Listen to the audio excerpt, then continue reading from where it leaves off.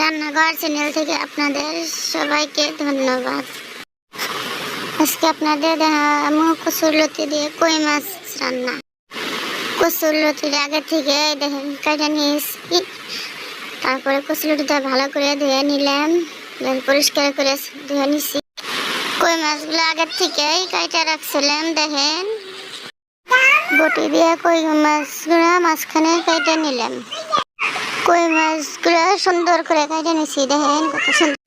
কড়াইতে তেল দিলাম, তেলটা গরম হওয়ার পরে গোটা জিরা, গোটা রসুন, পেঁয়াজ কুচি দিয়ে অল্প নাড়াচাড়া, তারপরে কাঁচামরিচ দিয়ে দিলাম। দেখেন কাঁচামরিচ দিয়ে অল্প নাড়াচাড়া মশলাগুলো দিয়ে দিলাম। দেখেন মশলায় হালকা অল্প পানি দিয়ে কষিয়ে নিলাম। তারপরে দেখেন মাছটা দিয়ে দিলাম, মাছটা হালকাভাবে কষিয়ে নিলাম। হালকা হালকা কষিয়ে তারপরে কচুরলতিটা দেখেন দিয়ে দিলাম। কচুরলতিটা অল্প নাড়াচাড়া করে ঢাকনি দিয়ে রেখে দিলাম। দেখেন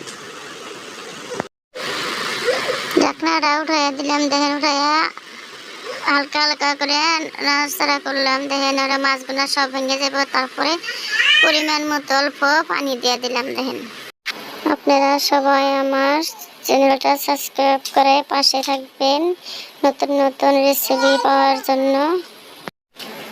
কই মাছ দিয়ে কচুরলতি রান্না কিরকম হইলো আপনারা সবাই বলবেন। ধন্যবাদ।